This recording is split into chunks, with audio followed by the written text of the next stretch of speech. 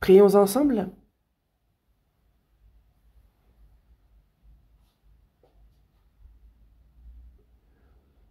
Dieu notre Père, toi qui nous aimes, toi qui es saint et miséricordieux, Dieu, nous te tournions le dos.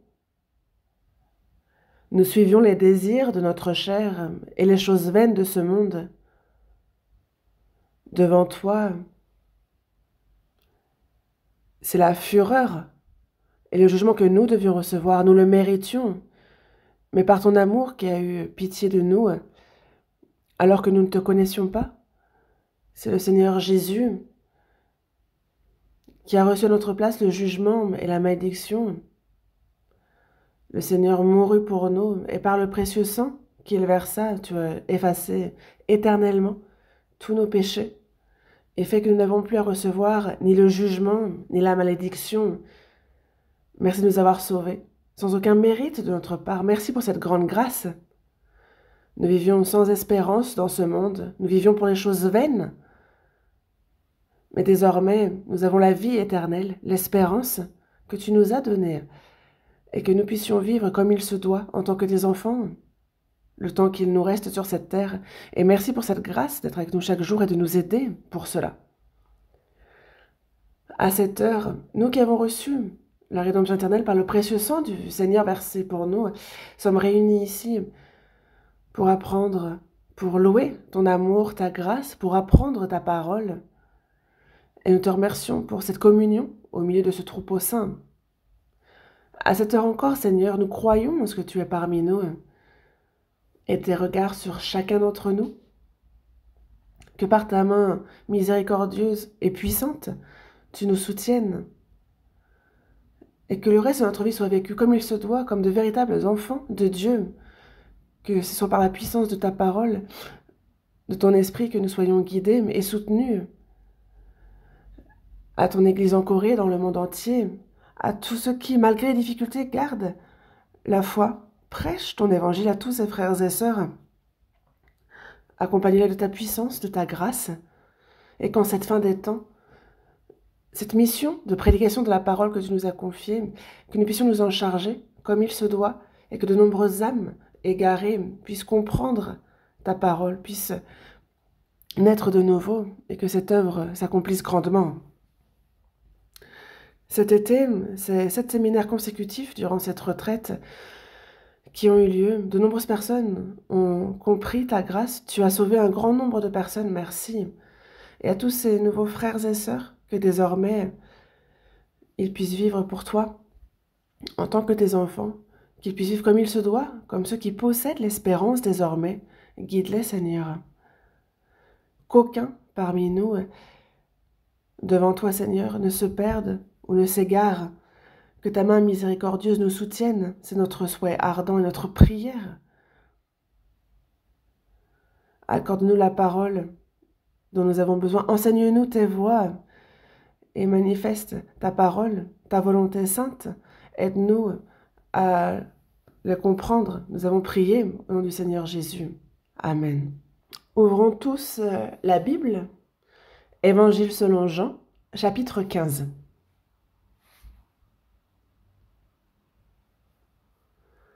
Évangile selon Jean, chapitre 15.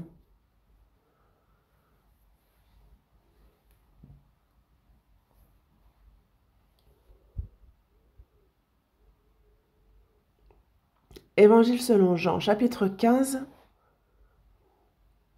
du verset 1 au verset 8. Du verset 1 au verset 8, je lis un verset et vous lisez tous ensemble le suivant. On fait ainsi du verset 1 au verset 8. Lisons ensemble. Je suis le vrai cep et mon père est le vigneron. Qui est en moi et qui ne porte pas de fruit, il le retranche, et tout sarment qui porte du fruit, il l'émonde, afin qu'il porte encore plus de fruits. Déjà, vous êtes purs à cause de la parole que je vous ai annoncée. Demeurez en moi et je demeurerai en vous. Comme le sarment ne peut de lui-même porter du fruit s'il ne demeure attaché au cep, ainsi vous ne le pouvez non plus si vous ne demeurez Je suis le cep, vous êtes les sarments. Celui qui demeure en moi et en qui je demeure porte beaucoup de fruits, car sans moi, vous ne pouvez rien faire.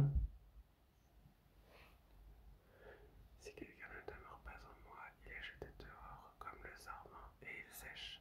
Puis on ramasse les sarments, on les jette au feu et ils brûlent. Si vous demeurez en moi et que mes paroles demeurent en vous, demandez ce que vous voudrez et cela vous sera accordé. Si vous portez beaucoup de fruits, c'est ainsi que mon Père sera glorifié et que vous serez mes disciples.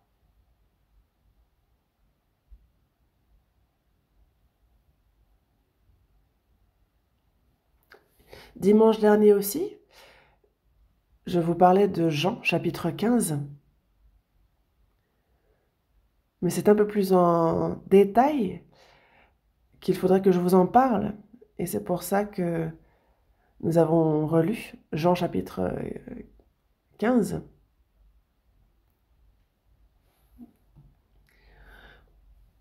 Lors de la dernière retraite d'été, ce sont 7 séminaires consécutifs qui se sont tenus. Et nous nous y attendions, mais nombreux sont ceux qui se sont rassemblés à Konju. C'était 11 000, 12 000 personnes qui se rassemblaient à chaque séminaire, qui malgré les inconvénients, l'inconfort, ont participé, écouté la parole et dit aussi avoir la certitude d'avoir reçu le salut. Nombreux sont ceux qui ont reçu le baptême aussi.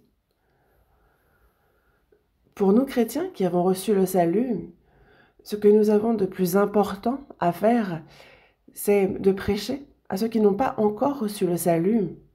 Parce que le grand amour, la grande grâce que nous avons reçue de Dieu, on doit le leur prêcher pour qu'eux aussi soient sauvés avec nous, qu'ils reçoivent la vie éternelle et qu'ils puissent participer à l'espérance que nous avons.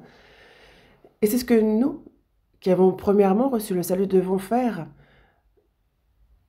Et ça, nous y croyons. Et c'est pour ça que nous, sauvés, il y a encore de nombreuses âmes égarées, que ce soit nos familles, nos proches, nos amis, nos voisins. Nous nous efforçons donc de les évangéliser. Et cette année encore, vous avez fait cet effort. Le résultat nous est dit dans Éphésiens, chapitre 3, verset 20. Or, à celui qui peut faire, par la puissance qui agit en nous, infiniment au-delà de tout ce que nous demandons ou pensons. Comme nous le dit ce verset, c'est avec un même cœur, un même sentiment, une même volonté que tous ceux qui ont reçu le salut prêchent l'évangile. Et c'est par la puissance de Dieu qui agit en nous, qui croyons, qu'il fait infiniment au-delà de tout ce que nous demandons ou pensons. Nous avons vu ces âmes qui couraient à leur perte comprendre l'évangile, recevoir le salut. Et ça, c'est la puissance qui agit en nous, c'est la puissance de Dieu. Ce à quoi nous pensons, ce que nous demandons, c'est infiniment au-delà de tout cela qu'il a agi. Et donc, cette fois encore, c'est bien plus d'âmes que nous ne l'imaginions qui ont reçu le salut, et ce grâce à l'aide de Dieu. À ceux qui viennent de recevoir le salut, désormais, ce n'est pas tout d'avoir reçu le salut. Désormais, en tant que véritable chrétien, véritable enfant de Dieu, vous commencez votre vie. Donc, vous venez de naître à proprement parler. Il faut grandir en bonne santé et avoir la personnalité qui le convient. Parce que dès qu'un nouveau-né naît, charnellement, que ce soit mentalement, personnellement aussi, il doit croître, grandir. Certaines personnes naissent, on est tous pareils. Certains vont être éduqués, vont devenir de grandes personnes. D'autres vont souffrir davantage parce qu'ils seront charnellement plus faibles. D'autres vont être mentalement décalés et soulever des problèmes tout au long de leur vie. Pour nous, chrétiens nés de nouveau, depuis le jour de notre salut, C'est une nouvelle vie qui commence en tant qu'enfant de Dieu. Nous vivons quelques dizaines d'années sur cette terre, mais ce n'est pas tout. Dieu nous a sauvés. Et dans quel but? Il a fait de nous ses enfants. Il nous a donné la vie éternelle pour nous prendre et nous emmener dans le royaume des cieux, pour profiter de la gloire éternellement dans son royaume. C'est son but. Il nous fait participer à la vie éternelle, à sa gloire. Mais pour cela, désormais, durant le reste de notre vie, il nous dirige, il nous guide. Et c'est pour ça qu'après avoir reçu le salut, commence la vie de foi, et c'est très important. Nous avons compris la grâce de Dieu, nous avons cru à la parole selon les Écritures, nous avons reçu le salut selon les Écritures, et il nous faut désormais vivre selon les Écritures. Ainsi, nous irons dans le royaume des cieux selon les Écritures. On croit, certes, mais si nous vivons sans aucun lien avec la Bible, alors cette personne n'a pas de lien avec Dieu. Le contenu de Jean, chapitre 15, pour nous chrétiens, est un contenu très important que nous devons absolument connaître et qu'il nous faut continuellement apprendre, y réfléchir. Cet enseignement du Seigneur, à travers ces versets, nous devons vivre en fonction d'eux, les suivre. Je suis le vrai cep et mon Père est le vigneron. C'est ce qu'il nous dit. Jésus ici explique une vérité très importante et à chaque fois qu'il le fait, il fait en sorte que tous puissent comprendre. Il utilise donc souvent des paraboles simples à comprendre. Et à l'époque, il y avait de nombreux ceps, des vignes à foison. Il parle et il semblerait qu'au moment où il parle, il y a à côté de lui une vigne. Il dit être le vrai cep et mon Père est le vigneron, celui qui cultive ce cep, cette vigne. Et Jésus dit dans sa parole, « Tout sarment qui est en moi et qui ne porte pas de fruits, il le retranche. » Si vous regardez dans les vergers, vous verrez ceux qui, parfois, sans hésiter, ils coupent les arbres avec un sécateur. Les branches qui seraient sèches ou les branches qui ne portent pas beaucoup de fruits, celles qui sont malades, en fait, ils les retranchent, ils les coupent. Et ils coupent au point, des fois, on se dit, mais ils coupent tout ça. En fait, la personne qui cultive ces arbres fruitiers, lui, veut voir son arbre en bonne santé, porter beaucoup de fruits. Et c'est pour cela que tout sarment qui ne porte pas de fruits, il le retranche. Quand on voit ce verset, on se demande ce que veut dire retrancher ici. On aurait reçu le salut, mais s'il y en a qui ne vivent pas comme Dieu le veut, alors Dieu retranche de son troupeau ceux qui ne vivent pas comme il se doit. Et tout sarment qui porte de fruits, il l'émonde afin qu'il porte encore plus de fruits. Il fait en sorte qu'il porte encore plus de fruits et pour ça, il l'émonde. Il faut couper les branches malades pour que le reste de l'arbre puisse être en meilleure santé. Dans tous les cas, Jésus est le vrai cep et Dieu le Père est le vigneron.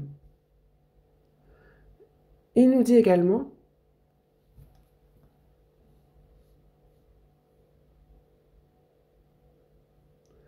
verset 3, « Déjà, vous êtes purs à cause de la parole que je vous ai annoncée. Demeurez en moi et je demeurerai en vous. » Je vous en parlais la fois précédente. Déjà, vous êtes purs à cause de la parole que je vous ai annoncée. Qu'est-ce qui est pur? On comprend la grâce de Dieu on reçoit le salut, et cette personne-là est donc purifiée éternellement. Hmm. C'est le Seigneur qui, à notre place, a reçu le jugement et la malédiction que nous devions recevoir. Le Seigneur a versé son précieux sang pour laver tous nos péchés. Et quand nous croyons en cette grâce de Dieu, quand nous la comprenons, alors notre âme est purifiée. Déjà, vous êtes purs. Demeurez en moi et je demeurerai en vous. Après avoir reçu le salut, notre vie consiste à demeurer en lui. Et c'est également un ordre qu'il nous donne ici. Ceux qui ne sont pas sauvés sont en dehors. Ils sont hors de Christ. Ils pourront aller à l'église toute leur vie s'ils ne sont pas sauvés. Et ils sont nombreux, hélas, ceux qui vivent hors Christ, sans Christ, qui sont du dehors. Mais déjà, vous êtes purs à cause de la parole que je vous ai annoncée. Pour ceux qui ont reçu le salut, il faut désormais demeurer en Dieu et il demeure en nous. Demeurez en moi et je demeurerai en vous, comme nous le dit le Seigneur ici. Si vous allez dans une forge, il y a le fer qu'on fait entrer dans le feu. Alors, le fer rougit. Il y a le feu qui entre dans le fer. Le feu et le fer deviennent un. Nous, non seulement nous sommes dans le Seigneur, mais le Seigneur est en nous. Nous sommes désormais inséparables avec le Seigneur. Demeurez en moi et je demeurerai en vous. Ça, nous, quand on y pense, c'est difficile à comprendre au premier abord. C'est un vrai mystère, un mystère difficile. Oui, le Seigneur, il est en moi, et moi, je suis en lui. Comme cette parabole du cep. En fait, il y a ce cantique. Je suis en lui, il est en moi. Je suis dans le Seigneur, il est en moi. Quand nous sommes dans le Seigneur, quand nous demeurons en lui, alors son amour, cette grâce abondante, sa puissance, toutes les promesses divines, spirituelles, je peux me les approprier. Le Seigneur demeure en moi et je demeure en lui. Ça, c'est vraiment un contenu mystérieux. Mais ici, il dit, je suis le vrai cep et vous êtes les sarments. Vous avez déjà vu une vigne? Une vigne? Vous voyez la vigne grandir et vous voyez qu'il y a donc des sarments, des branches. Elles s'entremêlent d'ailleurs. Et moi aussi, j'ai planté une vigne devant chez moi et elle a bien grandi. Mais en fait, cet arbre en soi est assez bizarre, assez étrange. Parce qu'il aura beau grandir, on le coupe, mais il n'a vraiment aucune autre utilité une fois coupé. On ne peut rien en faire. Et c'est pour ça que la Bible dit bien, prend-on de ce bois pour fabriquer un ouvrage? Est-ce qu'on tire une cheville pour y suspendre un objet quelconque? Le cep, la vigne, n'a que pour porter du fruit. Si il ne porte pas de fruit, alors il faut le couper et le brûler. La vigne est vraiment là pour le fruit. Après le salut, ce que nous devons faire, c'est pour la gloire du Dieu qui nous a sauvés, nous devons porter du fruit. Porter du fruit ne se fait pas par notre zèle ou par notre force, c'est parce que le Seigneur est en nous. C'est parce que le sarment est attaché au cep, et seulement pour cette raison-là, qu'alors il y a la sève qui provient des racines et qui remonte, et donc on s'en alimente et on porte du fruit. C'est exactement le même principe. Nous, si nous sommes attachés au Seigneur, alors nous portons du fruit. C'est de cela dont il nous parle. Demeurez en moi.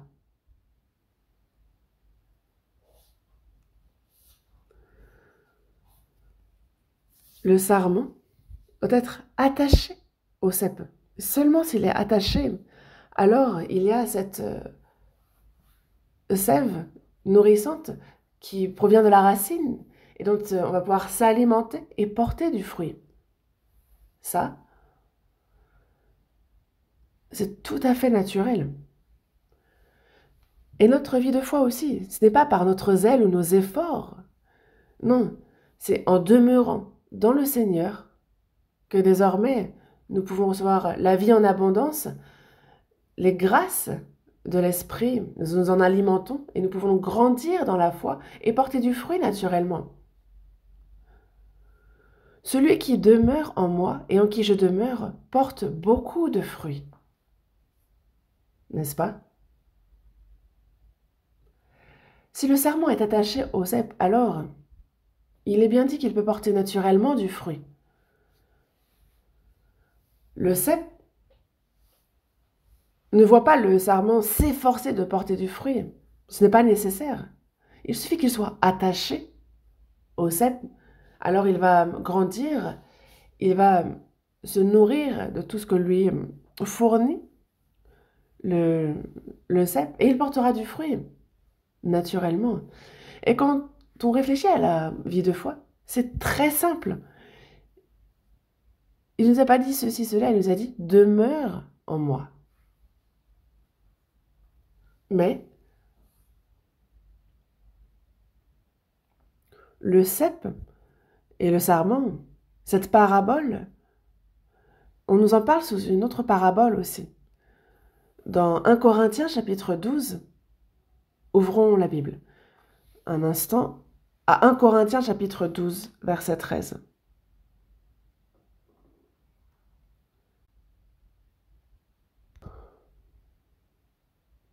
Premier épître aux Corinthiens chapitre 12, verset 13. Lisons ensemble. Nous avons tous, en effet, été baptisés dans un seul esprit pour former un seul corps, soit juif, soit grec, soit esclave, soit libre, et nous avons tous été abreuvés d'un seul esprit. Ce chapitre 12 de la première épître aux Corinthiens explique donc notre relation avec le Seigneur. Nous sommes le corps du Seigneur et lui est notre chef, notre tête. Nous sommes son corps, l'Église, chacun pour notre part membre. Et le Seigneur, lui, est devenu le chef, la tête de ce corps. Que nous soyons donc juifs ou grecs. Les juifs sont donc le peuple de Dieu. Les grecs représentent les païens. Que l'on soit le peuple élu, que l'on soit païen, que l'on soit esclave, que l'on soit libre. Au-delà de ces différences de statut, si l'on est sauvé, alors on a été baptisé dans un seul esprit pour former un seul corps. Une personne sauvée a été baptisée dans le Saint-Esprit.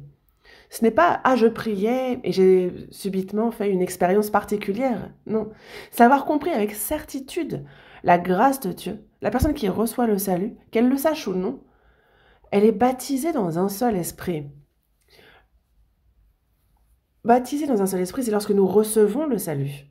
Certains disent avoir reçu le salut, puis avoir ensuite été baptisés dans l'esprit, puis ensuite, lorsqu'ils ont prié, ils ont fait une expérience particulière, et ce n'est pas comme ça que ça se passe.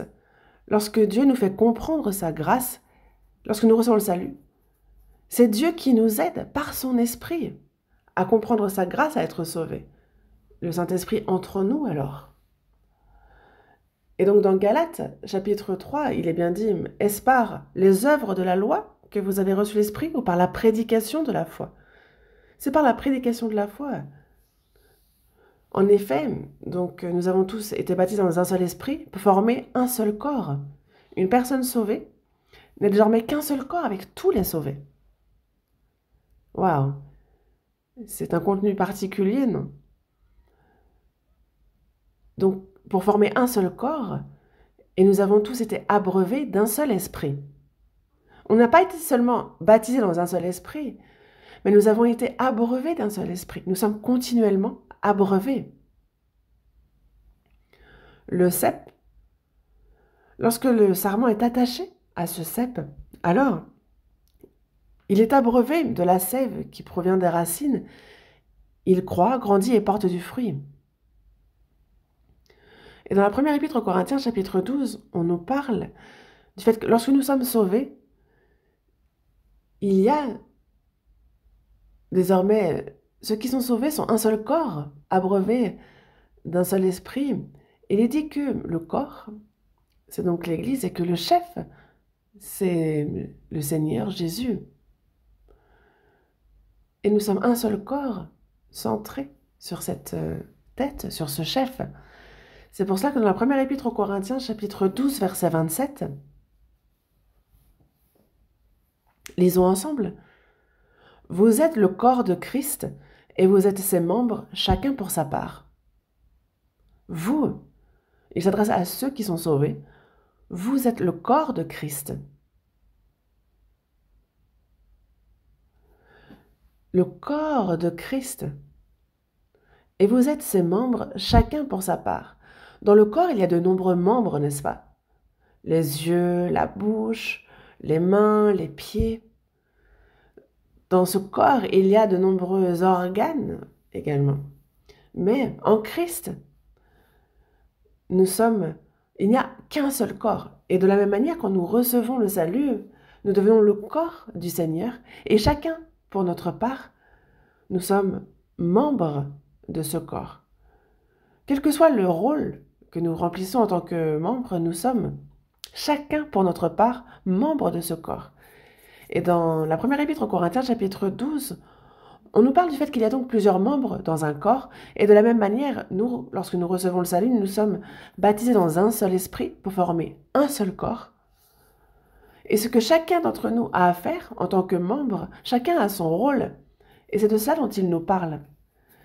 Ce n'est pas de ça dont j'aimerais vous parler aujourd'hui, mais c'est du cep et du sarment, et aussi de l'Église qui est le corps du Seigneur, et du Seigneur qui en est le chef, la tête. Et donc, nous sommes un seul corps. Voyons un instant dans l'Évangile selon Jean, chapitre 14.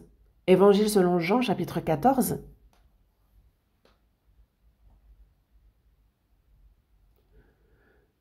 Jean, chapitre 14, verset 20.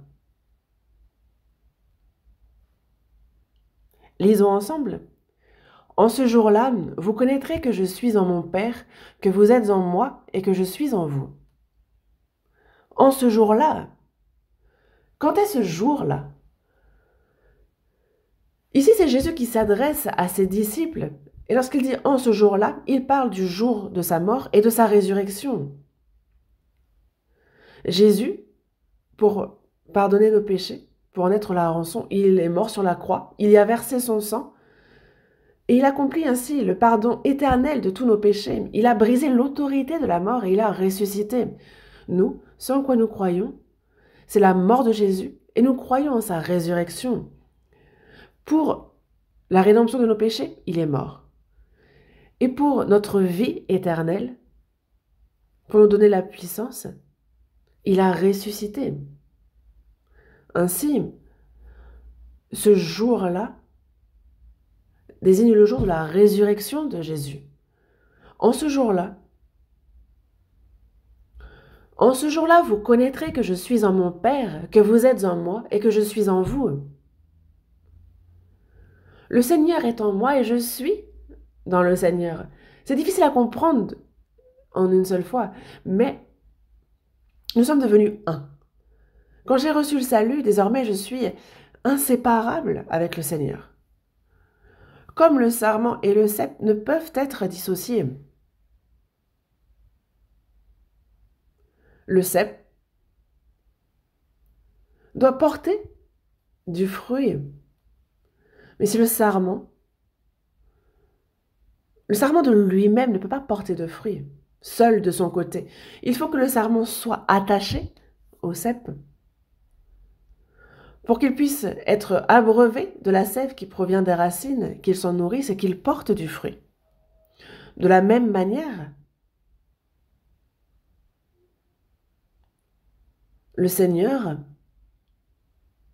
est devenu le chef, la tête, et nous, nous sommes son corps. Il nous dit, demeurez en nous, et nous, on demeure en lui. Si le Seigneur est en moi, s'il demeure en moi, alors tout ce qui est au Seigneur est à moi, et tout ce qui est à moi est au Seigneur. Moi et le Seigneur, nous sommes désormais inséparables, indissociables.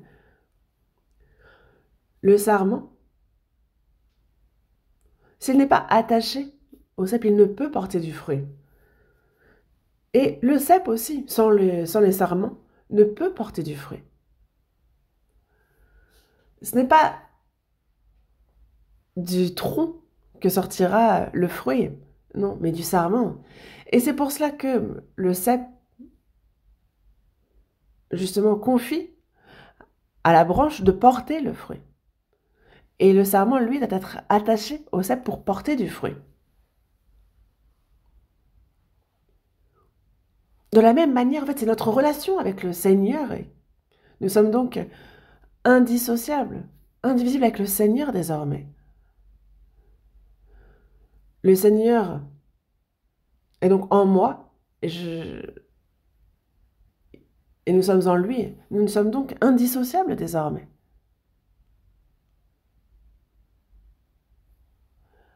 En ce jour-là, vous connaîtrez que je suis en mon Père, que vous êtes en moi et que je suis en vous. Par sa mort, nos péchés ont été effacés et par sa résurrection, il nous a donné une nouvelle vie et nous sommes désormais liés, unis avec le Seigneur. Le Seigneur et nous ne pouvons désormais être séparés.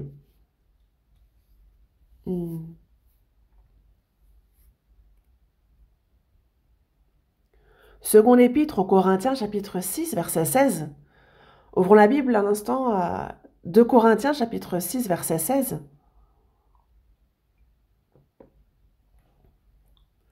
Second épître aux Corinthiens, chapitre 6, verset 16, lisons ensemble. Quel rapport y a-t-il entre le temple de Dieu et les idoles? Car nous sommes le temple du Dieu vivant, comme Dieu l'a dit.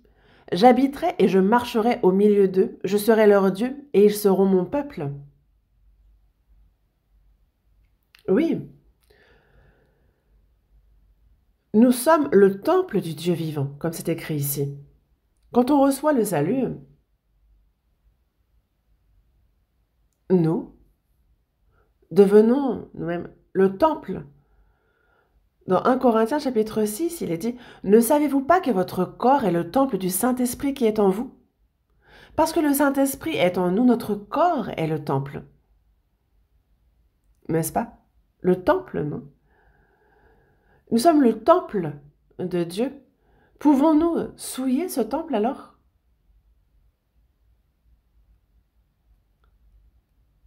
Ne savez-vous pas que votre corps est le temple du Saint-Esprit qui est en vous, qu'il demeure en vous?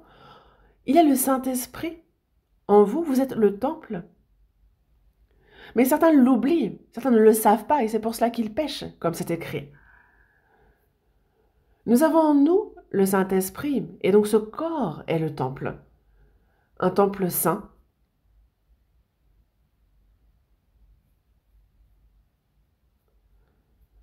Et nous sommes le temple du Dieu vivant. Nous ne pouvons pas en faire n'importe quoi. De ce corps, nous ne pouvons pas faire n'importe quoi parce que c'est le temple, et c'est le temple du Saint-Esprit qui est en nous. Et nous sommes le temple du Dieu vivant. Comme Dieu l'a dit, j'habiterai et je marcherai au milieu d'eux. Les saints sauvés ensemble sont le temple, comme il nous l'a dit. Et il dit, j'habiterai et je marcherai au milieu d'eux. Dieu est parmi les saints sauvés. Il est au milieu de nous. J'habiterai et je marcherai au milieu d'eux. Je serai leur Dieu et ils seront mon peuple. Il marche au milieu de nous. Ça veut dire qu'il agit en notre sein. Le cep aussi. Donc il y a les sarments qui sont attachés au cep et qui portent naturellement du fruit. Car sans moi, vous ne pouvez rien faire. Le sarment, sans être attaché au cep, ne peut rien faire, il ne peut pas non plus porter de fruits. N'est-ce pas? sans être attaché au cep, ce sarment va juste sécher, devenir complètement inutile. Et alors, on le retranche et on le jette et on le brûle. Ça, c'est inimaginable pour nous. Même notre corps aussi est le temple où demeure le Dieu vivant. J'habiterai et je marcherai au milieu d'eux. J'habiterai donc au milieu de ce troupeau des saints sauvés. Il habite au milieu de nous et il marche au milieu de nous. Je serai leur Dieu et ils seront mon peuple. Ainsi, après notre salut, la relation que nous avons avec le Seigneur est mystérieuse. Et c'est également un mystère. Un mystère.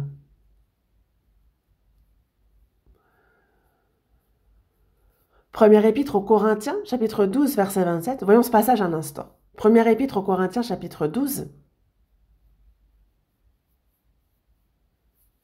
Chapitre 12.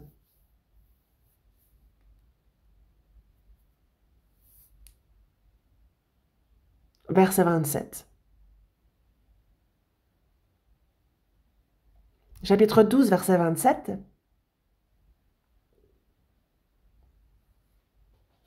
Lisons ensemble. Vous êtes le corps de Christ et vous êtes ses membres, chacun pour sa part. Vous êtes le corps de Christ. Ensemble, les sauvés forment le corps de Christ et nous sommes ses membres, chacun pour notre part. Certains remplissent le rôle des yeux, d'autres de la bouche, d'autres de la main, des pieds. Et selon ce que veut la tête, le corps, lui, va suivre et se mettre en mouvement. Regardez la retraite d'été. Personne ne nous force, mais on voit les frères et sœurs qui pourtant suent et qui chacun fait tout ce qu'il peut de son côté. Que ce soit organiser le parking, que ce soit faire le ménage, la vaisselle, ou que ce soit guider les amis ici ou là. Certains vont ne pas dormir et prendre soin de toutes les installations. Mais chacun remplit son rôle en tant que membre pour sa part. Est-ce que quelqu'un le leur a demandé? Quelqu'un les a forcés? Chacun cherche ce qu'il peut faire pour sa part. Vous êtes ses membres, chacun pour sa part. Dans la première épître aux Corinthiens, chapitre 12, on voit divers rôles pour chacun des membres. Et il y a ce que moi je peux faire. Pas besoin de compliquer. Tous ne peuvent être pasteurs. Tout le monde ne peut pas faire ceci ou cela. Mais il y a ce que moi je peux faire. Cherchez ce que vous pouvez faire.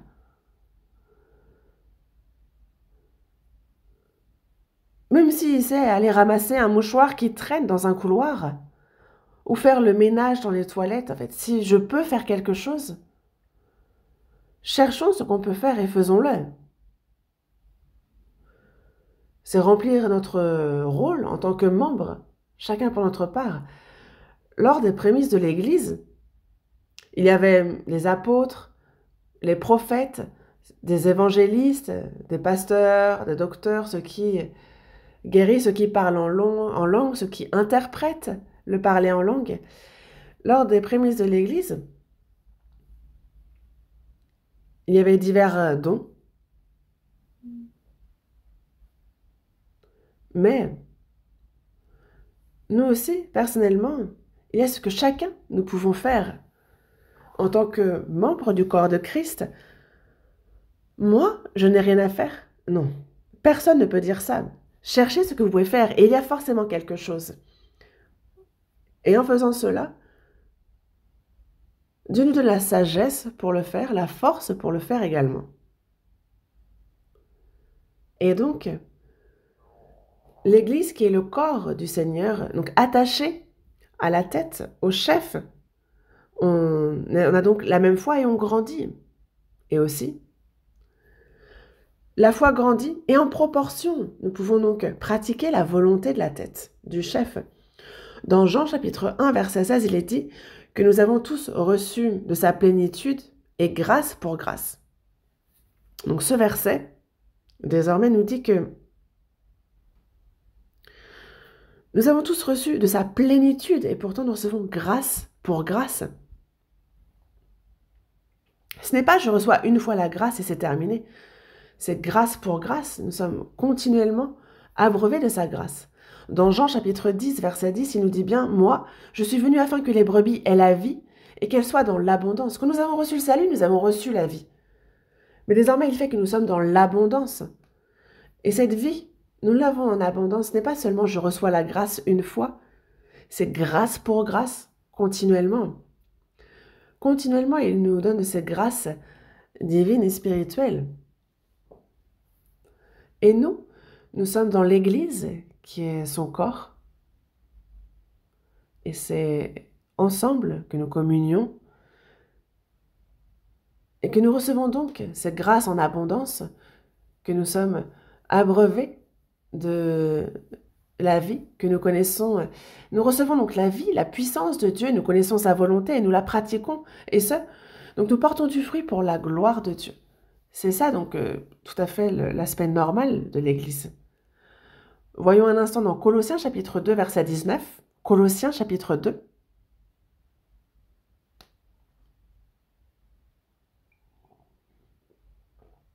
Colossiens chapitre 2, verset 19. Lisons ensemble. Sans s'attacher au chef, dont tout le corps, assisté et solidement assemblé par des jointures et des liens, tire l'accroissement que Dieu donne. Sans s'attacher au chef. C'est ce qui est écrit.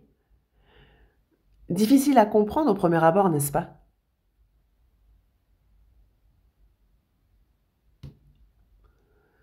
Ces versets nous parlent de ceux qui ne sont pas attachés au chef, donc au Seigneur. Il parle ici de l'Église qui est le corps du Seigneur et du Seigneur qui remplit le rôle de chef, de tête de cette Église, mais sans s'attacher au chef, sans s'attacher à Christ qui est le chef, la tête du corps, sans s'attacher, sans lui obéir. Le corps pourtant doit s'attacher au chef, à la tête. Lorsque le corps est attaché au Seigneur, qui est le chef, alors il va faire selon les ordres qui viennent d'en haut. Et celui qui n'est pas attaché au chef, celui qui fait comme bon lui semble, n'est pas attaché au chef. Imaginez que tout le corps, alors que la tête dit on va à droite, le corps lui dit on va à gauche. La tête dit on va faire ça et le corps dit non, moi je vais faire autre chose. Qu'est-ce qui se passe alors? Il y a ceux qui ne s'attachent pas au chef.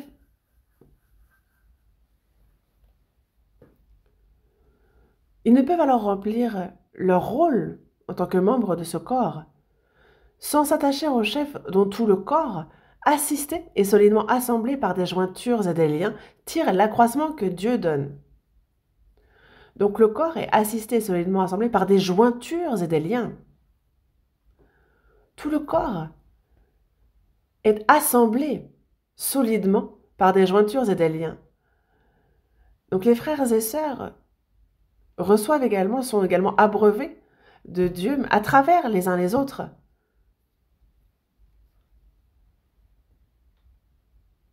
Et on a donc les hormones de croissance qui nous proviennent de la tête. Et je me souviens avoir été pasteur dans une église et l'un avait un corps adulte, mais il était tout petit. La tête était grosse, mais le corps était petit. Et je lui ai demandé à cette personne ce qui s'était passé. Et il disait que le médecin a touché à ce qu'il n'aurait pas dû toucher. Il a donc fait qu'il ne recevait plus les hormones de croissance. Le corps est pourtant, en soi, il est adulte. Mais on aurait dit un jeune enfant. Parce que le corps, c'est à travers aussi ses membres qu'il est abreuvé, nourri. Ici, on voit que tout le corps est assisté et solidement assemblé par des jointures et des liens, et il tire l'accroissement que Dieu donne. La grâce de Dieu, elle me vient directement de Dieu, et aussi à travers les frères et sœurs. Cela arrive souvent, que ce soit à travers les frères et sœurs que Dieu m'abreuve de ses grâces divines. Mais nous sommes assistés, solidement assemblés, et on croit ensemble. La main droite a grandi comme il se doit, mais imaginez que la main gauche, elle, soit encore petite. Non, c'est ensemble qu'il faut grandir. Pour que, justement, toutes les proportions soient les mêmes dans le corps. Donc, tout le corps est assisté et solidement assemblé par des jointures et des liens. Il tire l'accroissement que Dieu donne. N'oubliez pas, il est nécessaire de savoir que nous sommes aussi abreuvés, alimentés à travers les frères et sœurs. La grâce de Dieu peut aussi me venir directement de Dieu et aussi à travers les frères et sœurs, parce que nous sommes solidement assemblés et c'est ensemble que l'on tire l'accroissement que Dieu donne et ainsi notre foi croît. Donc la vie au sein de l'Église est vraiment très importante. Nous sommes le corps de Christ, le Seigneur en est le chef, et nous sommes chacun pour notre part membres de ce corps. Nous sommes un.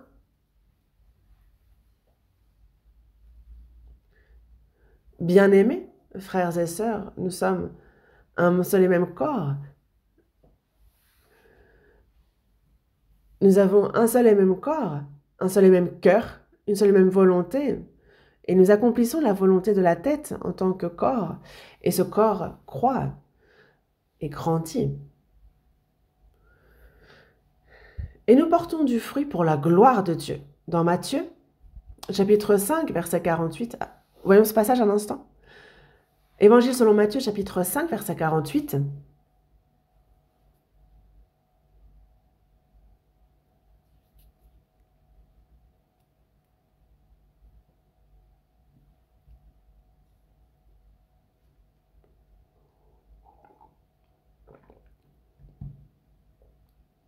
Chapitre 5, verset 48, lisons ensemble. « Soyez donc parfaits, comme votre Père céleste est parfait. » Et Jésus dit donc, « Soyez donc parfaits, comme votre Père céleste est parfait. » Notre Père céleste est parfait, saint. Mais ici, « Soyez donc parfaits, comme votre Père céleste est parfait. » Waouh! Nous, humains, comment pourrions-nous, comme Dieu, être parfaits? Hein? Nous? Être parfaits comme notre Père céleste est parfait? C'est exagéré? Non, c'est un verset qui va trop loin. Lorsque le Père est remarquable, alors le Fils, est-ce que le Père dit à son Fils, « Ah, si au moins tu me ressembles même un tout petit peu, ça va. » Non, le Père, même si le Fils ne pourra pas surpasser le Père, il souhaite qu'il soit au moins comme lui. Notre Dieu, notre Père, nous qui sommes ses enfants sauvés, il souhaite que nous soyons parfaits comme lui. Que petit à petit, nous soyons comme notre Père, parfaits. Et c'est pour ça que petit à petit, on lui ressemble. Et à la toute fin, alors nous quitterons ce corps. Et même ce corps aussi sera transformé, nous serons saints et glorieux comme le Père. Dans Galates chapitre 4, verset 19, il nous parle de Christ qui est formé en nous. J'éprouve de nouveau les douleurs de l'enfantement jusqu'à ce que Christ soit formé en vous. C'est ce que l'apôtre Paul Il s'adresse aux saints de Galate, parce que Paul se rend en Galatie et il prêche, les âmes sont sauvées. Mais les saints de Galate rencontrent des docteurs de la loi et ils reçoivent leurs mauvais enseignements. Ils ne vivent pas en suivant l'esprit, mais ils commencent à avoir cette doctrine comme quoi il faut suivre non pas l'esprit, mais la loi. Et donc, il y a du trouble. Et l'apôtre Paul dit, éprouvez de nouveau les douleurs de l'enfantement jusqu'à ce que Christ soit formé en vous. Jusqu'à ce que Christ soit formé en vous, petit à petit. Il éprouve donc de nouveau les douleurs de l'enfantement. On prêche l'évangile, et il y a ces douleurs de l'enfantement lorsque la personne doit recevoir le salut. Enfanter est douloureux. Mais jusqu'à ce que Christ soit formé dans la personne sauvée, il y a encore de nouveau les douleurs de l'enfantement. Une mère connaît les douleurs de l'enfantement lorsqu'elle accouche pour faire naître cet enfant. Est-ce tout? Pour élever cet enfant, pour en faire quelqu'un de remarquable, c'est aussi donc une douleur de nouveau, douleur de l'enfantement, et ce pour toute une vie. L'apôtre Paul prêche l'évangile en Galate. Il prêche, les âmes sont sauvées, mais il connaît de nouveau les douleurs de l'enfantement jusqu'à ce que Christ soit formé en ceux qui ont reçu le salut. C'est comme ça qu'il l'a exprimé, de nouveau les douleurs de l'enfantement. Éphésiens chapitre 4, prenons le temps de voir dans Éphésiens chapitre 4, verset 13.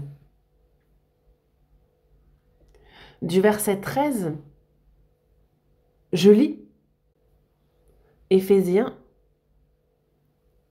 chapitre 4, du verset 13 au verset 16, je lis « Jusqu'à ce que nous soyons tous parvenus à l'unité de la foi et de la connaissance du Fils de Dieu, à l'état d'homme fait, à la mesure de la stature parfaite de Christ, afin que nous ne soyons plus des enfants, flottants et emportés à tout vent de doctrine par la tromperie des hommes, par leur ruse dans les moyens de séduction. »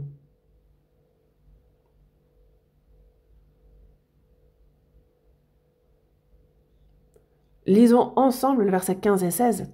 « Mais que, professant la vérité dans la charité, nous croissions à tous égards en celui qui est le chef, Christ, c'est de lui et grâce à tous les liens de son assistance que tout le corps, bien coordonné et formant un solide assemblage, tire son accroissement selon la force qui convient à chacune de ses parties et s'édifie lui-même dans la charité. »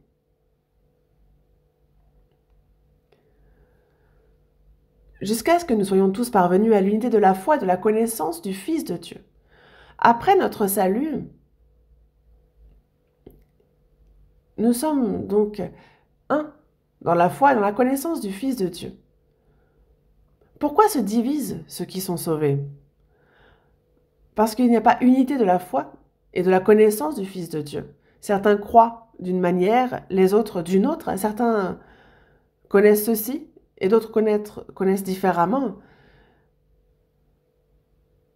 Mais on ne peut être un sans avoir la même foi et la même connaissance du Fils de Dieu. D'où cette unité de la foi et de la connaissance du Fils de Dieu. On nous parle de l'état d'homme fait. Les saints sauvés doivent être un, une seule et même personnalité à l'état d'homme fait, à la mesure de la stature parfaite de Christ. Nous, petit à petit, il nous faut croître, être parfait. Mais si ce en quoi nous croyons, si ce que nous connaissons est différent, alors nous ne pouvons atteindre cette stature parfaite de Christ.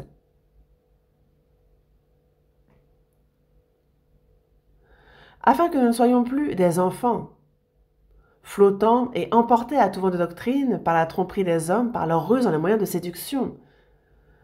Notre foi, lorsqu'elle croît jusqu'à un certain stade, alors, à partir de là, nous ne sommes plus des enfants.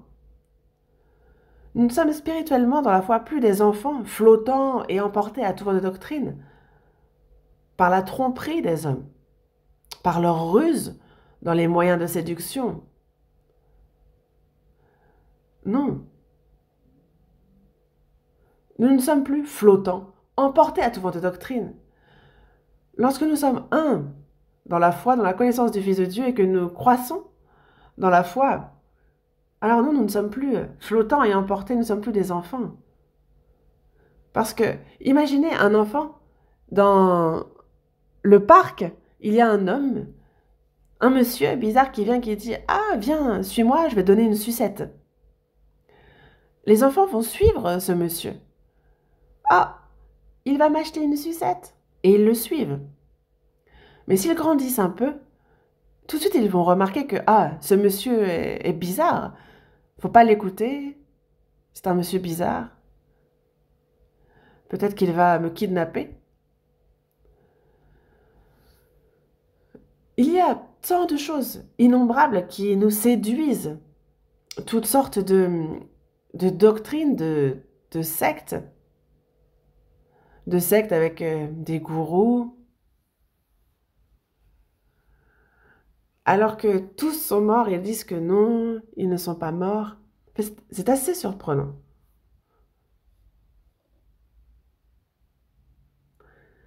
Mais nombreux sont ceux qui aiment ce genre de choses et qui suivent ça. On ne comprend pas, n'est-ce pas? Même à notre époque. Mais, savez-vous quelle est la plus grande des sectes parmi les sectes? Une secte qui a des millénaires. Les catholiques. Le pape. Qui est... En fait, c'est le sinogramme de l'empereur pour l'Église. Se disant donc il serait héritier de Pierre. Mais vraiment,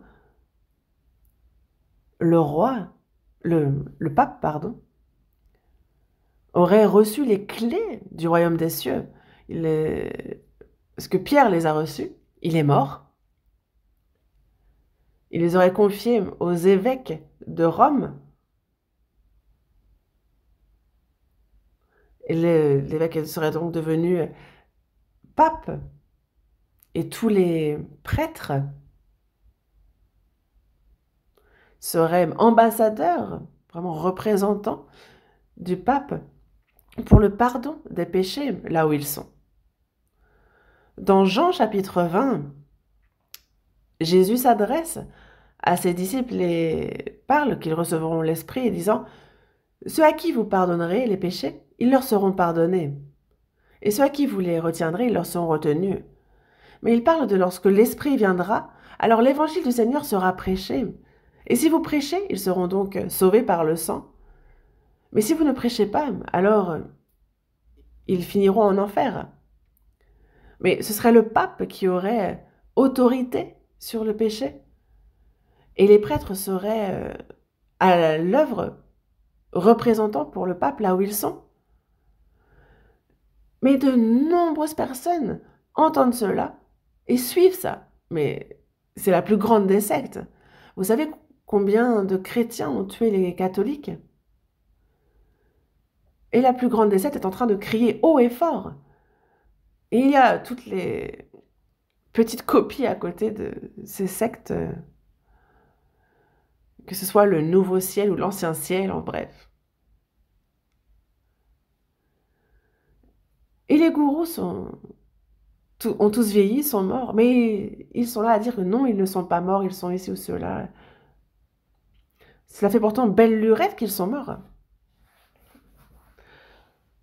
Bon, que ce soit les moons, on les voit encore résister.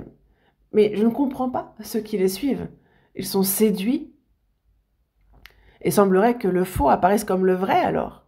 Mais lorsqu'on grandit dans la foi, alors on n'est plus comme des enfants flottants et emportés à tout vent de doctrine par la tromperie des hommes et par leur ruse dans les moyens de séduction. Quand on grandit dans la foi, quand on croit, alors on ne suit plus ces choses-là. Une personne sauvée, suivrait-elle de telles choses? Non. Ce ne serait pas le salut alors. Impossible.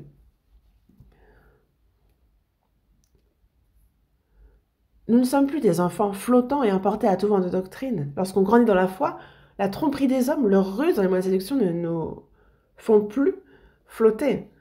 Mais, professant la vérité, dans la charité, nous croissions à tous égards en celui qui est le chef, Christ. En Christ, petit à petit, nous croissons à tous égards pour arriver jusqu'à la stature parfaite de Christ. Dans la première épître aux Corinthiens, chapitre 13, verset 11, l'apôtre Paul dit « Lorsque j'étais enfant, je parlais comme un enfant. Je pensais comme un enfant. Je raisonnais comme un enfant et agissais comme un enfant. Mais lorsque je suis devenu homme, j'ai fait disparaître ce qui était de l'enfant. Petit à petit, il nous faut croître. » Une personne sauvée, ce qu'elle dit, comment elle agit, quand vous voyez cela, vous voyez que certains sont encore vraiment enfants dans la foi. On le ressent, ça. Lorsque j'étais enfant, je parlais, je pensais, je raisonnais comme un enfant. L'apôtre Paul aussi a connu ça. Mais lorsque je suis devenu homme, j'ai fait disparaître ce qui était de l'enfant. Il faut croître, on ne peut pas rester enfant à vie. Afin que nous croissions à tous égards.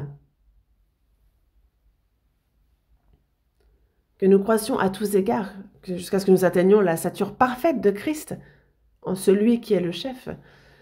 Jésus est notre chef à tous. Nous sommes son corps, chacun membre pour notre part, et nous croissons pour être parfaits en lui. Verset 16. Éphésiens, chapitre 4, verset 16, je relis. Lisons ensemble. C'est de lui, et grâce à tous les liens de son assistance, que tout le corps, bien coordonné et formant un solide assemblage, tire son accroissement selon la force qui convient à chacune de ses parties et s'édifie lui-même dans la charité. C'est de lui, de Jésus, c'est de Jésus. Et donc tous les liens de son assistance, que tout le corps, bien coordonné, forme un solide assemblage. Nous, il y a donc ces liens, un peu comme les articulations. En fait, il y a aussi tous ces liens.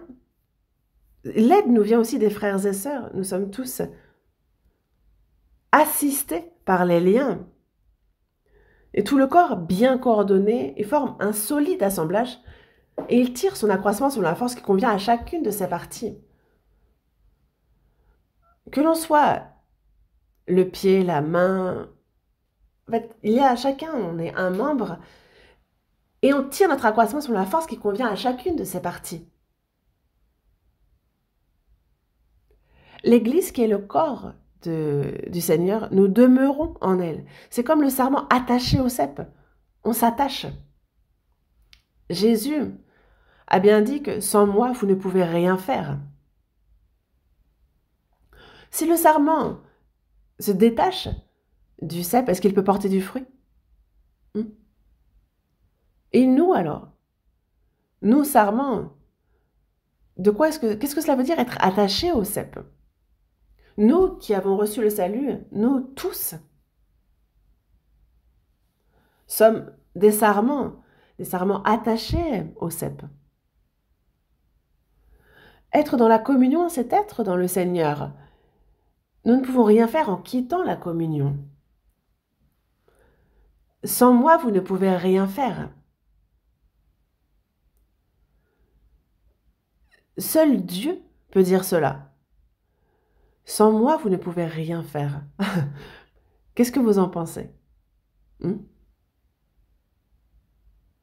Dans Jean, chapitre 1, verset 3,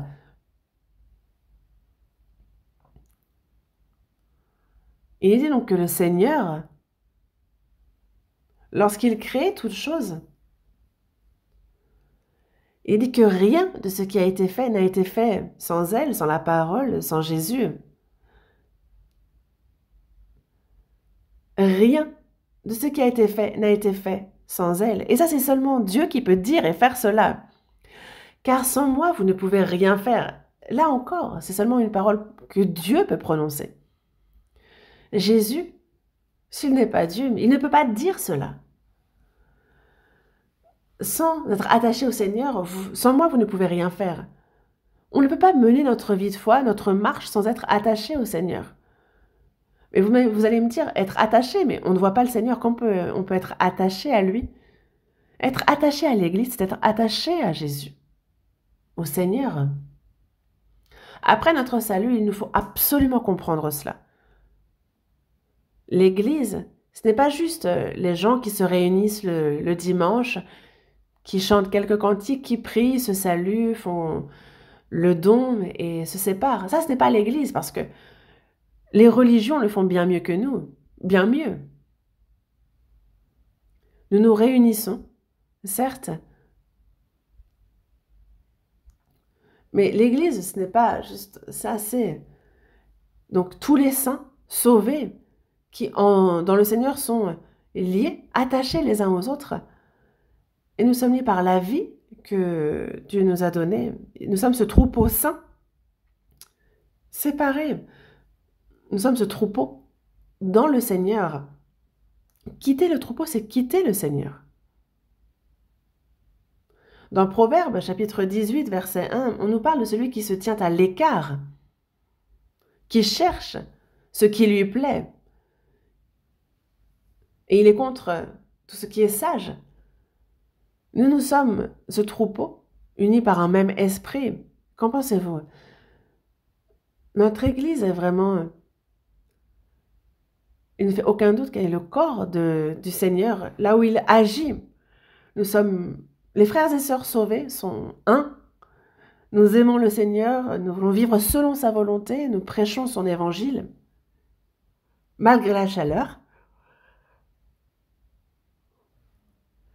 Certains, depuis le premier séminaire de la retraite jusqu'au 7e, ils participent à tous en faisant... Il y a ceux qui font le service, il y a ceux qui évangélisent. Ceux qui, c'est à la vie, à la mort qu'ils participent.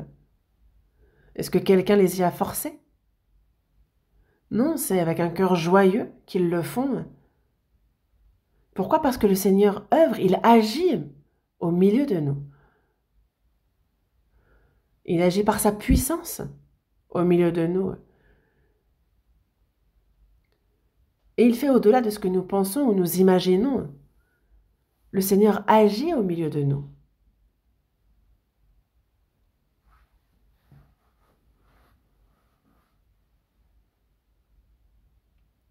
Éphésiens chapitre 4. Voyons un instant ce passage, Éphésiens chapitre 4, verset 3, verset 2 et 3. Lisons ensemble. En toute humilité et douceur, avec patience, vous supportant les uns les autres avec charité, vous efforçant de conserver l'unité de l'esprit par le lien de la paix.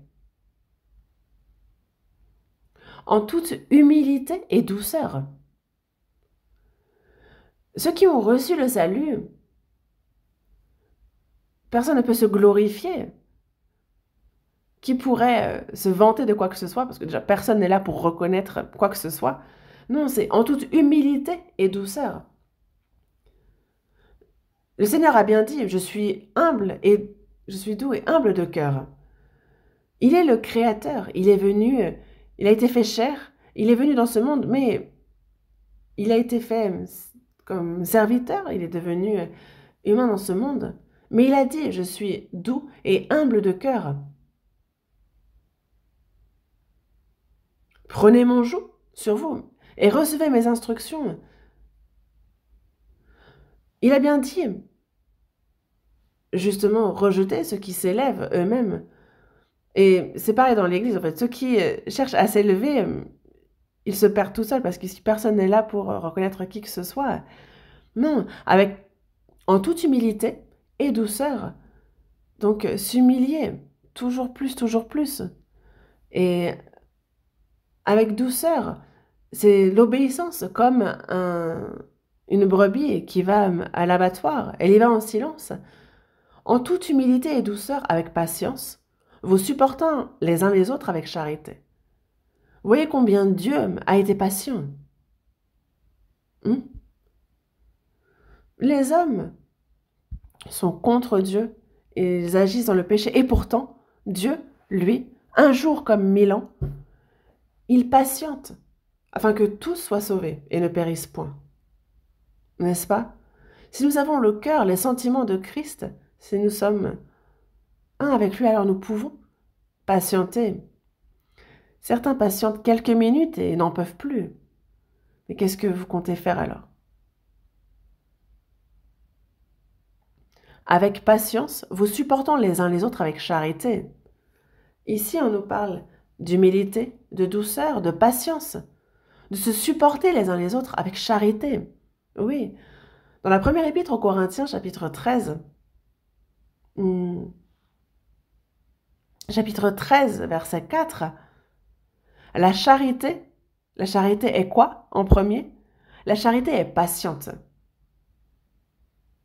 La charité est patiente et elle est pleine de bonté.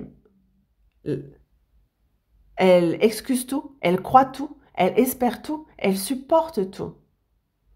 Ça commence par la charité est patiente et ensuite elle supporte tout. Qu'est-ce que la patience? Pourquoi faut-il patienter? Pourquoi faut-il supporter? C'est qu'il y a des choses à supporter. Je vous le dis, même entre nous, nous sommes tous différents, que ce soit nos visages, nos caractères, l'environnement dans lequel nous avons grandi, nous sommes différents en tout point. Aucun de nous ne ressemble à son voisin. Un homme, une femme s'aiment, se marient, et pourtant. Ils ont grandi dans des environnements différents, ils ont des caractères différents, leurs valeurs sont différentes, tout est différent. Oui. Et lorsqu'un problème survient, si j'avais su, si j'avais su. Et alors commencent les disputes, certains vont même jusqu'à se séparer. Pourquoi? Parce qu'ils ne supportent pas, ils ne sont pas patients. Alors que la charité est patiente. Pourquoi elle est patiente? Parce qu'il y a des choses pour lesquelles il faut patienter, il y a des choses à supporter. Regardez combien Dieu est patient. Donc avec patience, vous supportons les uns les autres avec charité. Nous, les frères et sœurs sauvés, que ce soit des milliers, des dizaines de milliers, tous sont différents. Dans la foi, le processus de croissance, la manière de vivre, le caractère, tout est différent. Mais en quoi sommes-nous un? Il nous faut être patient, avec charité. Il n'est pas de « Ah, j'en peux plus ». Non. Ce n'est pas « je patiente quelques minutes et après j'explose ». Non. Vous supportant les uns les autres avec charité, vous efforçant de conserver l'unité de l'esprit par le lien de la paix. Une personne sauvée, il y a ce lien de la paix. L'amour, nous avons été liés les uns aux autres par l'amour. Nous sommes devenus un par ce lien de la paix, cet amour. Vous efforçant de conserver l'unité de l'esprit. Ce n'est pas efforcez-vous d'être un, non. Efforcez-vous de conserver l'unité parce que l'esprit a déjà créé cette unité. Nous sommes frères et sœurs avec une même foi, une même espérance, un même but dans la vie. Nous sommes un désormais. C'est bon. L'esprit nous a unis. Mais nous, il faut nous efforcer de conserver l'unité de l'esprit. Nous, désormais, nous avons la même foi, la même espérance, le même but dans la vie. Nous sommes devenus un.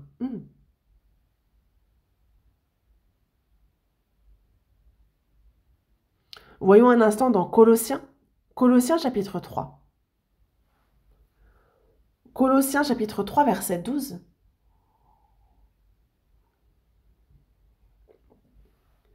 Colossiens chapitre 3, verset 12. Du verset 12 au verset 14, lisons ensemble. Ainsi donc, comme des élus de Dieu, saints et bien-aimés, revêtez-vous d'entrailles de miséricorde, de bonté, d'humilité, de douceur, de patience. Supportez-vous les uns les autres, et si l'un a sujet de se plaindre de l'autre, pardonnez-vous réciproquement. De même que Christ vous a pardonné, pardonnez-vous aussi. Mais par-dessus toutes ces choses, revêtez-vous de la charité, qui est le lien de la perfection. Réfléchissons à ces versets, tranquillement. Comme des élus de Dieu, saints et bien-aimés, revêtez-vous d'entrailles, de miséricorde, de bonté, d'humilité, de douceur, de patience. Donc dans notre vie, supportez-vous les uns les autres, et si l'un a sujet de se plaindre de l'autre, pardonnez-vous réciproquement. Supportez-vous. Si l'un a sujet de se plaindre de l'autre, soit qu'il a été... on est de quoi se plaindre, ou que quelqu'un ait fait une bêtise, ou nous ait blessés, ne pas garder ce cœur contrit, mais pardonnez-vous réciproquement. De même que Christ vous a pardonné, pardonnez-vous aussi. Christ nous a pardonné. De même que Christ vous a pardonné, pardonnez-vous aussi.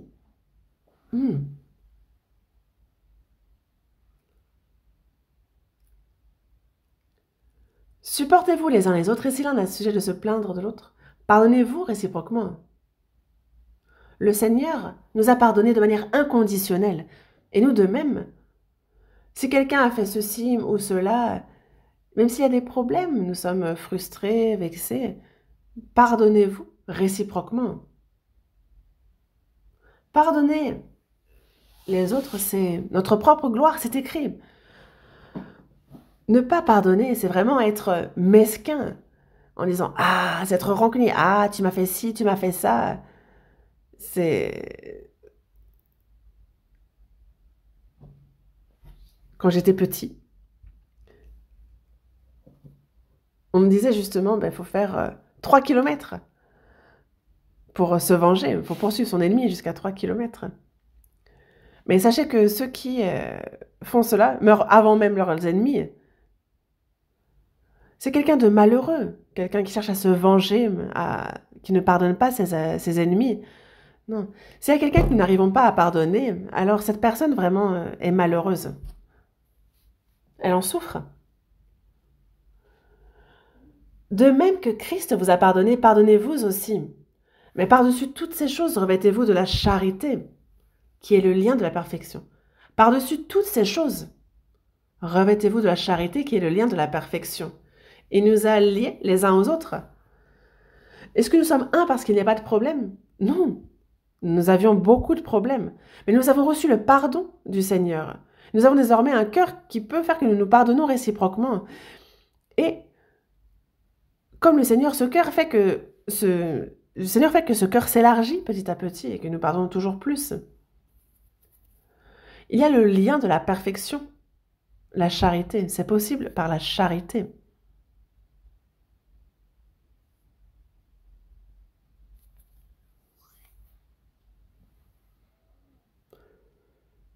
Matthieu chapitre 12, voyons un instant ce passage. Matthieu chapitre 12.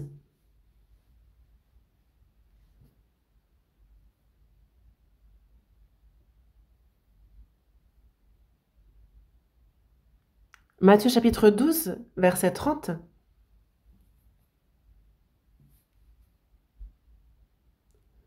Verset 30. Lisons ensemble. Celui qui n'est pas avec moi est contre moi, et celui qui n'assemble pas avec moi disperse. Jésus dit ici, celui qui n'est pas avec moi est contre moi. Qu'est-ce que cela veut dire ne pas être avec Jésus, ne pas être avec le Seigneur? Le Seigneur a sauvé ceux qui étaient ennemis de Dieu par leur péché. Il a fait que nous sommes un. Celui qui n'est pas avec moi est contre moi. Il faut être avec le Seigneur. Celui qui n'assemble pas avec moi disperse. Le Seigneur nous a assemblés. Il a fait que nous sommes un. Et c'est ce que le Seigneur fait, cette unité. Mais celui qui n'assemble pas avec moi disperse.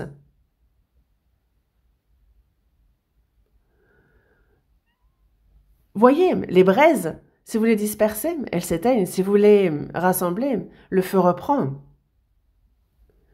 Nous sommes faibles, fébrile, imparfait. Mais si nous sommes liés ensemble, alors le Saint-Esprit agit en nous. Si on est attachés ensemble, liés ensemble, si on, si on est ensemble, il y a l'œuvre du salut qui s'accomplit, l'œuvre du Saint-Esprit, l'œuvre du salut. Mais si on n'est pas assemblés, alors on disperse. Alors, ce n'est pas que nous mourrons, mais c'est que ceux qui doivent recevoir le salut ne peuvent le recevoir. Un feu dispersé qui s'éteint, si on rassemble les braises, il reprend. Quand nous sommes un, le Seigneur est à l'œuvre. Efforcez-vous de conserver l'unité de l'esprit. Il nous a liés, nous sommes un. Nous avons la même foi, la même espérance, le même but dans la vie. Et demeurer dans la communion, c'est demeurer dans le Seigneur. C'est le Saint-Esprit qui agit au cœur de l'Église. Et je suis cela. Ce n'est pas selon mon entêtement, selon mon caractère, ce n'est pas à ma manière, ce n'est pas comme bon nous semble que nous vivons. Nous vivons en suivant la puissance du Seigneur qui agit dans son Église. Nous, chrétiens, qui avons reçu le salut par le Saint-Esprit, c'est par la charité qu'il a fait que nous sommes un. Et le Saint-Esprit agit puissamment au milieu de nous.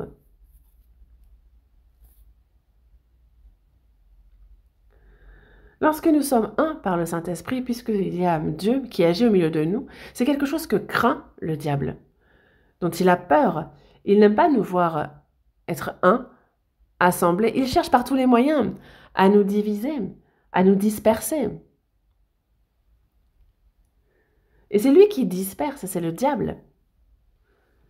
C'est pour cela que ceux qui ont reçu le salut, quelle que soit la difficulté rencontrée, le plus important, c'est la marche, la vie de foi.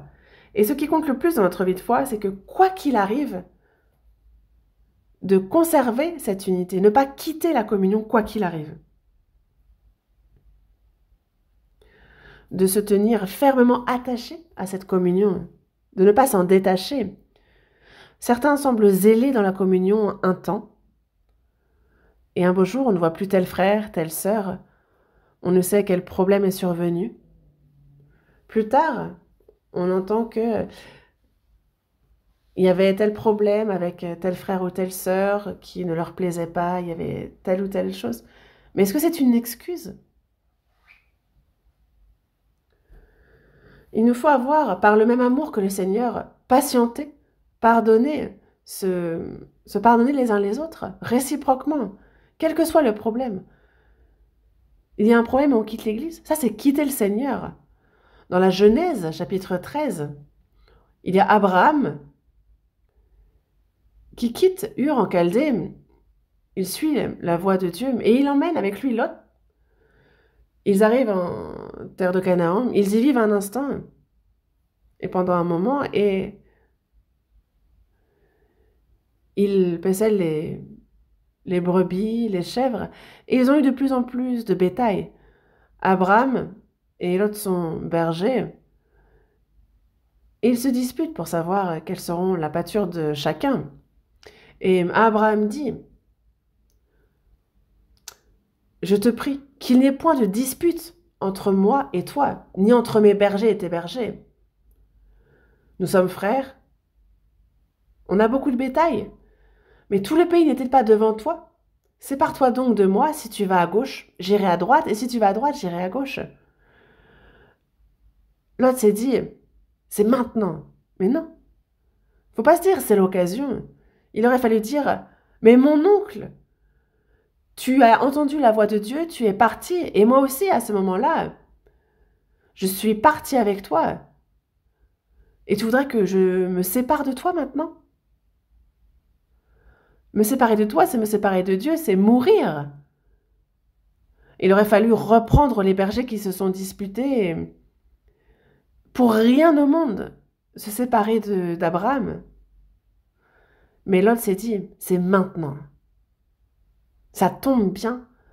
Désolé mon oncle, mais je vais commencer par choisir. Et il voit Sodome. Gomorrhe, qui ressemble au jardin d'Éden, et ça lui plaît, et c'est là qu'il va. Abraham, lui, il ne lui reste que les champs secs. Mais qu'est-il arrivé à Sodome?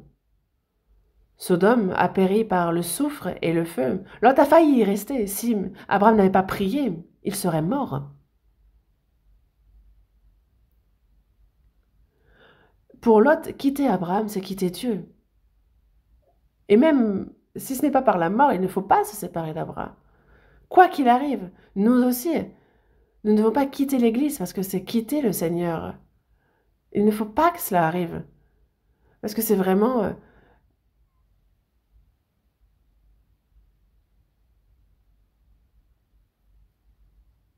si jamais on voit qu'on ne voit plus tel frère ou telle sœur, alors il faut aller voir cette personne, savoir qu'est-ce qui ne va pas. Parce que ce serait vraiment malheureux que cette personne quitte l'Église. Il ne faut pas quitter l'Église. Quitter la communion, c'est quitter le Seigneur. Et quoi qu'il arrive, il nous faut fermement être attachés à l'Église, à la communion. Et même si on vous pousse dehors, mais accrochez-vous. Oui, qui vous pousse de toute façon dehors? Qui va vous pousser?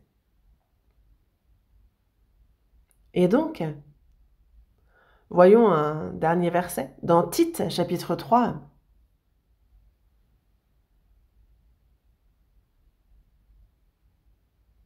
Tite, chapitre 3, verset 14. Lisons ensemble. Il faut que les nôtres aussi apprennent à pratiquer de bonnes œuvres pour subvenir aux besoins pressants, afin qu'ils ne soient pas sans produire des fruits. Il faut que les nôtres, afin qu'ils ne soient pas sans produire des fruits, nous, frères et sœurs sauvés, nous, il ne faut pas que l'on soit sans produire des fruits. Une personne sauvée, après 5 ans, 10 ans, 20 ans, si sa vie toujours, si on la voit ne pas porter de fruits, mais elle en est toujours au même stade dans la foi, on ne la voit pas se sacrifier pour l'évangile du Seigneur, il faut faire en sorte de ne pas être quelqu'un qui ne produise pas de fruits. Il faut porter du fruit. Il faut donc apprendre à pratiquer de bonnes œuvres pour subvenir aux besoins pressants. Dans Colossiens chapitre 4, on voit ceux qui œuvrent ensemble pour le royaume de Dieu. Nous vivons sur cette terre, mais nous sommes ensemble à l'œuvre pour le royaume des cieux. Nous vivons dans la chair, mais nous travaillons pour le spirituel. Nous sommes dans le temps, mais nous vivons ensemble, nous vivons pour l'éternité. Nous œuvrons pour cela. On agit ensemble, afin qu'ils ne soient pas sans produire des fruits. Donc, apprenons donc à pratiquer de bonnes œuvres pour subvenir aux besoins pressants. Il y a la mission à l'étranger, n'est-ce pas? C'est dans 82 pays dans le monde entier. Il y a plus de 1090 églises, et ça ne cesse d'augmenter. Encore maintenant, il y a une quarantaine de frères et sœurs qui sont actuellement au Cameroun, et c'est remarquable.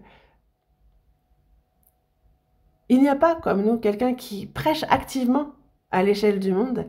On n'a pas d'autres organisations qui soient si actives dans le monde entier pour l'évangile. Et nous le faisons parce que Dieu nous a confié son évangile, la mission à l'étranger, dans le monde. Savez-vous combien cela coûte, cette mission? Je ne sais pas trop si je dois en parler ou pas, mais l'année dernière, on a le bureau de l'Assemblée générale et c'est là où on voit que c'est 17 milliards qui ont été dépensés pour la mission. C'est pour la mission à l'étranger, pour les âmes égarées, pour leur salut. C'est pour cela que tout cela est... On ne force personne à faire le don. Ces dons-là sont faits volontairement pour la mission. Et on voit donc on a grandi dans la foi, à ce point. Et Dieu a accompli une grande œuvre à travers l'Église, à travers cette Église, et on le remercie. On est si reconnaissant. Je ne mourrai pas, je vivrai, et je raconterai les œuvres de l'Éternel. Pourquoi sommes-nous encore vivants après notre salut? Parce qu'il y a à faire. Nous ne devons pas abandonner cette œuvre. Faisons ce que nous pouvons faire. Ne soyons pas sans produire des fruits. Et aussi, donc, apprenons à pratiquer de bonnes œuvres pour subvenir aux besoins pressants. Il y a des besoins pressants. Il faut nous y préparer. Il faut y subvenir. Il faut apprendre à pratiquer de bonnes œuvres pour y survenir. Faisons ce que nous pouvons faire dans la communion, et alors dans peu de temps. Lorsque le Seigneur reviendra, il nous complimentera d'être un bon et fidèle serviteur. Prions ensemble. Dieu notre Père, toi qui es miséricordieux, Dieu, en cette fin des temps que tu as fixée, de nombreuses personnes dans ce monde, tu nous as appelés, tu nous as sauvés, tu nous as sanctifiés et séparés saintement. Merci. Durant cette retraite d'été, de nombreuses âmes ont reçu le salut. Merci pour cette grande œuvre. Et que ces frères et sœurs, nombreux, désormais participent à ta communion sainte, vivent pour toi, pour ta volonté, pour ta gloire. Et pour cela, sois avec nous par ta parole, par ta grâce, par la puissance de ton esprit. Guide-nous. Et que ton œuvre sainte que tu souhaites accomplir à travers nous s'accomplisse parfaitement en nous. Utilise chacun de nous précieusement pour cela. Nous avons prié au nom de notre Seigneur Jésus. Amen.